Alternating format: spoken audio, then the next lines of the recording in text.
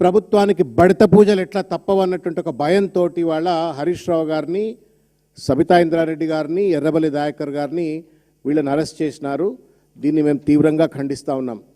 ఇదేనా ప్రజాపాలన, ఇదేనా జై సంవిధాన్ అంటే అని చెప్పని వాళ్ళ ఈ ప్రభుత్వాన్ని మేము నిశ్చితంగా ప్రశ్నిస్తూ ఉన్నాము. ఒక విషయం రేవంత్ రెడ్డి ప్రభుత్వం గుర్తుపెట్టుకోవాలా, పోలీసులు గుర్తుపెట్టుకోవాలా. ఎంతకెంత అణచివేతకు గురి చేసే ప్రయత్నం చేస్తే అంతకంత రబ్బర్ బంతి లెక్క మళ్ళా పైకి ఎగుస్తాం, ప్రజల పక్షాన పోరాడతాం. మీ దాష్టికాలను, మీ దుర్మార్గాలను, ప్రజా వ్యతిరేక పాలనను ఎక్కడికక్కడ ఎండగడతాం.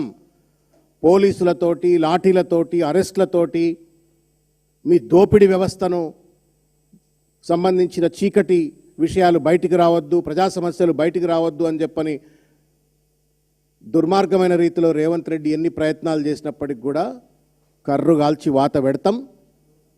సత్యాన్వేషణగా ప్రజల పక్షాన ధర్మయుద్ధం చేసేందుకు బీఆర్ఎస్ పార్టీ ఎప్పుడు ముందుకుంటుంది. బేషరతుగా హరీష్ రావు గారిని, ఎర్రబెల్లి దయాకర్ రావు గారిని, సబితా ఇంద్రారెడ్డి గారిని, ఇంకా వారితో ఉన్నటువంటి బీఆర్ఎస్ పార్టీ నాయకులందరినీ కూడా వెంటనే విడుదల చేయాలని చెప్పని డిమాండ్ చేస్తూ ఉన్నాము.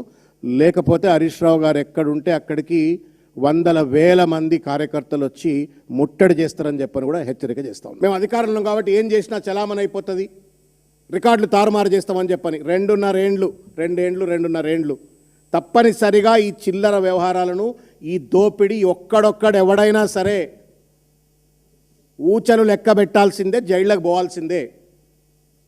తమాషా అయిపోయిందా భూములు కబ్జా కోలు చేయడానికి? రౌడీగాళ్ళు చేసిండ్రు అంటే అర్థం ఉంది. రౌడీలా మీరేమైనా? వైట్ కాలర్ క్రిమినల్స్ మీరు.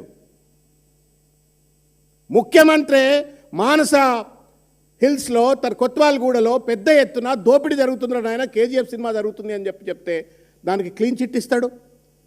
వట్టినాగులపల్లిలో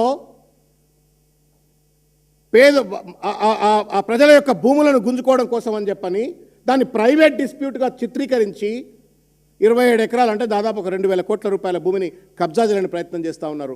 ఇవాళ నాదర్గుల్, మొన్న మానసా హిల్స్, నిన్న వట్టినాగులపల్లి, ఇవాళ వచ్చేసి నాదర్గుల్, ఇంకా అనేక ప్రజలను బెదిరించి భూములు దండుకుంటున్నారు, తర్వాత కంపెనీలను బెదిరించి భూములు దండుకుంటున్నారు. ఈ దండుకున్న సొమ్మంతా ఎక్కడ పోతుందో తెలంగాణ సమాజం దయచేసి ఒక్క నిమిషం ఆలోచించండి.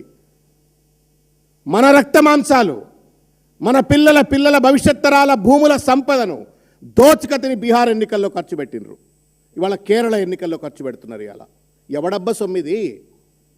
ఇదే నా ప్రజాపాలన అంటే? ఇదే నా పారదర్శక పాలన అంటే? ఇదే నా జై సంవిధాన్ అంటే?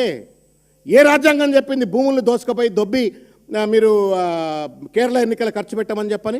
ఇది మన రక్తం, మన చెమట, మన సొమ్మిది. మన సొమ్మును తీసుకుపోయి కేరళ ఎన్నికల ఖర్చు పెట్టడానికి అత్త సొమ్ము అల్లుడు దానం చేసినట్టుగా రేవంత్ రెడ్డి దోపిడీ సామ్రాజ్యాన్ని కొనసాగించడం కోసం, ఏఐసిసి నుండి ఎండార్స్మెంట్ తెచ్చుకోవడం కోసం మన రక్తమాంసాల నుండి ఉన్నట్టు సంపదనంతా దోచుకుపోయేలా కేరళ, బీహార్లో ఖర్చు పెడతా ఉన్నాడు. ఢిల్లీకి ఏటీఎంగా మారిపోయినరు.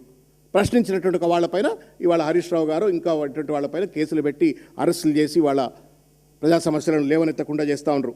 ఒకటే డిమాండ్ చేస్తూ ఉన్నాం, ఈ మంత్రిని బర్తరఫ్ చేయాలా, పొంగులేటి శ్రీనివాసరెడ్డి గారిని బర్తరఫ్ చేయాలా. He's become a predator, real estate ప్రిడేటర్గా మారిపోయినటువంటి ఒక పొంగులేటి శ్రీనివాసరెడ్డి గారిని బర్తరఫ్ చేయాలా. నేను నిన్న చూసిన, ఎక్కడనో సోషల్ మీడియాలో చూసినాను, వాడు కూడా కంపెనీ వాళ్ళట, సిగ్గులేదండి ఇంకా వాళ్ళకు కూడా. రైతులట బ్లాక్మెయిల్ చేస్తున్నారట, రైతులు బ్లాక్మెయిల్ చేస్తున్నారు అని చెప్పని పొంగులేటి శ్రీనివాసరెడ్డి గారికి సంబంధించిన కంపెనీలు ప్రెస్ క్లబ్లో ప్రెస్ మీట్ పెట్టి మమ్మల్ని బ్లాక్మెయిల్ చేస్తున్నారు, మాకు భూములు అప్పనంగా ఇస్తలేరు అని చెప్పని ఇవాళ మాట్లాడుతున్నట్టు ఒక పరిస్థితి. కాబట్టి మంత్రిని బర్తరఫ్ చేయాలా. తర్వాత ల్యాండ్ గ్రాబింగ్ యాక్ట్ కింద not only on the minister but అది కలెక్టర్ పైన, ఆర్డీఓ పైన, సంబంధిత అధికారులందరిపైన కూడా ల్యాండ్ గ్రాబింగ్ యాక్ట్ కింద కేసులు పెట్టి వాళ్ళందరినీ కూడా శిక్షించాలని చెప్పని కోరుతా ఉన్నాము. ముఖ్యమంత్రి గారికి ఏమైనా చీమునెత్తురుంటే, ఒక పక్కన రేవంత్ రెడ్డి గారు కుటుంబ సభ్యులు దోచుక తింటారు, పొంగులేటి శ్రీనివాసరెడ్డి గారు దోచుక తింటారు. ఏం చేద్దాం అనుకున్నారా మీరు తెలంగాణను? ఏం చేద్దాం అనుకుంటున్నారు తెలంగాణను చెప్పు. ఆఖరికి మీరు దిగే నాటికి మొత్తం డొల్ల అయిపోవాలనా? దోపిడీదారుల చేతిలో మొత్తం తెలంగాణ భూములని కబ్జా అయిపోవాలని చెప్పని మేము ప్రశ్నిస్తూ దీనిపైన విచారణ జరపవలసిన అవసరం